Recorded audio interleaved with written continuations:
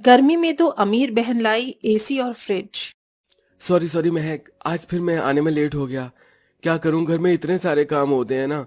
ताऊ जी को पहले दुकान पर छोड़कर आया, बाबा को भी कहीं बाहर जाना था, और माँ ने कुछ सामान मंगवाया था।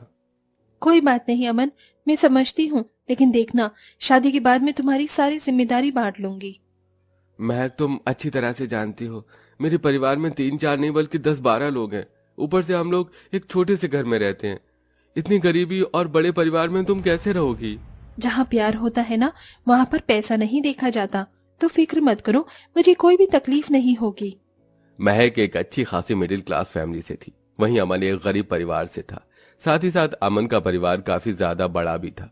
लेकिन इसके बावजूद भी महक को अमन से शादी करने में कोई दिक्कत नहीं थी, जिसके चलते महक अपने माता पिता को अमन और उसके परिवार वालों के बारे में बात करती है।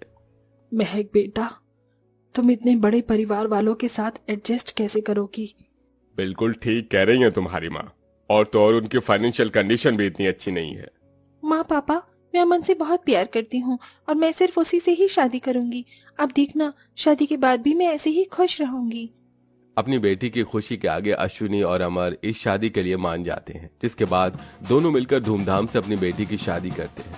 अपने माता पिता से विदा लेकर महक अपने ससुराल आ जाती है, जहां सभी उसका बड़े प्यार से गृह प्रवेश करते हैं।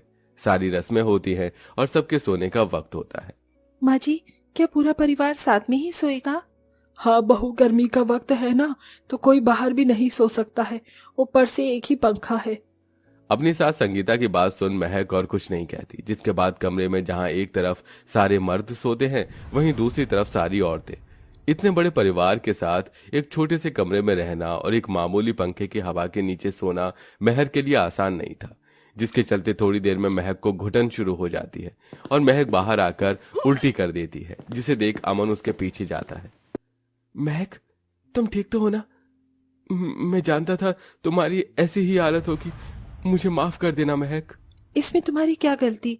वो अभी मैं नहीं हूं ना, इसीलिए मुझे इन चीजों की आदत नहीं है। धीरे धीरे आदत पड़ जाएगी। महक की हालत देख अमन को काफी बुरा लगता है और ऐसे ही समय गुजरता रहता है।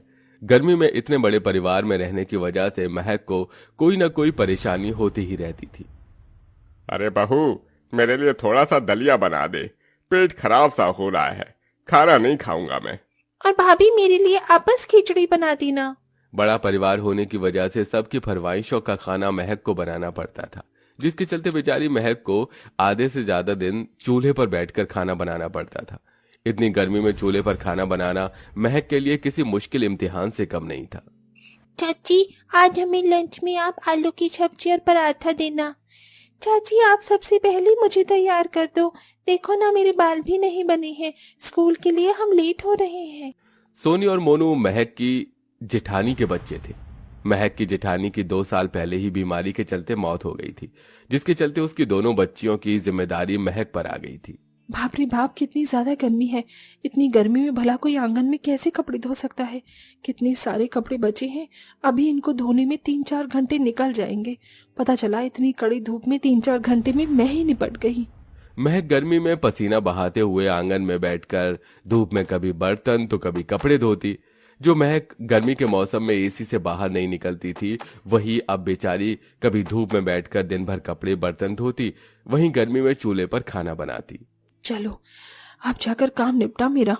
इतना कहकर महक जैसे ही मटके का पानी लेकर उसे पीती है, तो फौरन उस पानी को थूक देती है। हे भगवान, ये पानी था या कोई लावा? मेरा तो पूरा का पूरा गला ही जल गया। न रात को सोने के वक्त न ठंडी हवा नसीब होती है और न ही दिन में पीने के लिए ठंडा पानी। इस गर्मी में तो मटके का पानी भी खौल जाता है। बढ़ती गर्मी की वजह से महक की तबीयत खराब रहने लगी थी। महक के शरीर पर धूप में काम करने की वजह से दाने और रैशेस हो गए थे। अरे भाभी, आप अंदर हो और मैं आपको बाहर आंगन में ढूंढ रही थी। चलो हमारे साथ बाहर। हमने सोचा है कि आज हम लोग मटके और मिट्टी के बर्तन बनाकर बेचेंगे। घर में पूरा दिन खाली बैठे होते हैं, कुछ काम करेंगे तो कुछ पैसे भी आ जाएंगे।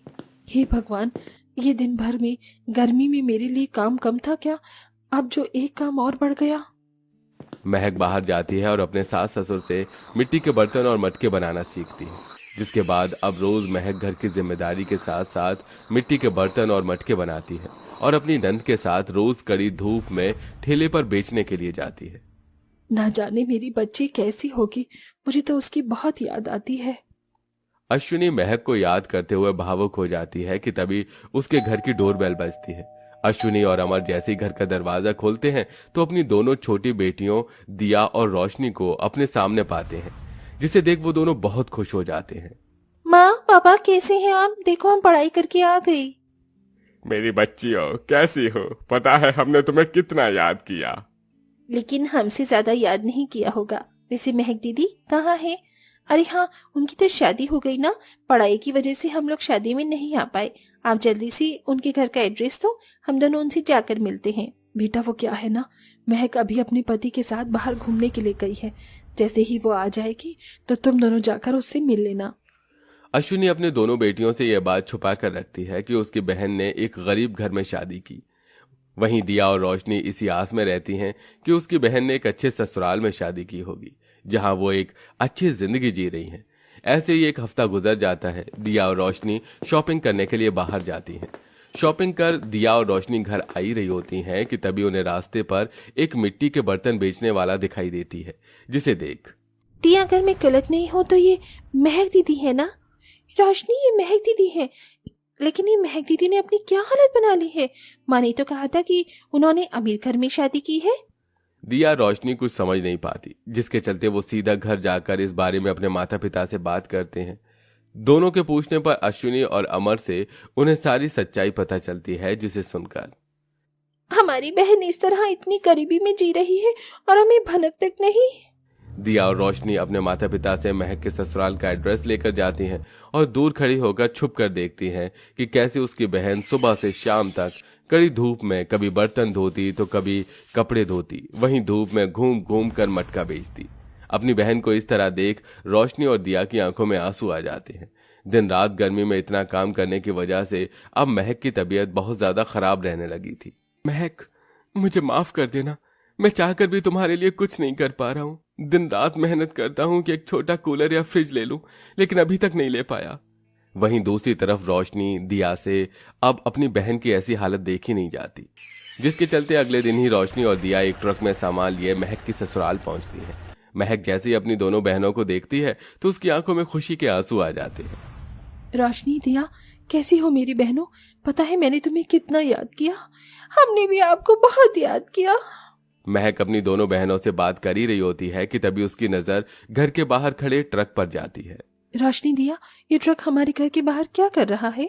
महक के पूछने पर दिया उस ट्रक के पास जाती है और ट्रक ड्राइवर से कहकर ट्रक के अंदर रखे बॉक्स को घर के अंदर ले आती है। जिसके बाद दिया और रोशनी उन 2 बॉक्स को खोलती है, जिसके अंदर एक और फ्रिज होता है। ये देख महक काफी हैरान हो जाती है।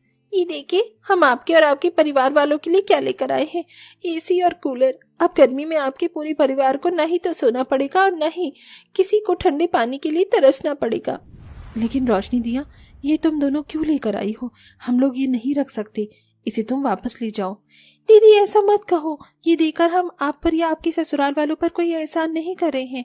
शादी में तो बहनें एक दूसरे को गिफ्ट देती है ना, तो आप इसे हमारा एक छोटा सा गिफ्ट समझकर रख लीजिए। हाँ दीदी, प्लीज हमारे लिए। अपनी दोनों बहनों के बार बार जिद करने पर महक एसी कूलर रख लेती है, जिसके बाद अब महक का पूरा परिवार आराम से एसी की ठंडी हवा में सोता है और फ्रिज के ठंडे पानी को पीता है, जिसके चलते अब महक की तबीयत भी ठीक रहने लगती है। वहीं दिया रोशनी पैसों से भी महक के परिवार की मदद करती हैं, जिससे अब अमन एक अपना छोटा मोटा बिजनेस खोल लेता है और अब धीरे धीरे उनकी फाइनेंशियल कंडीशन भी ठीक होने लगती है।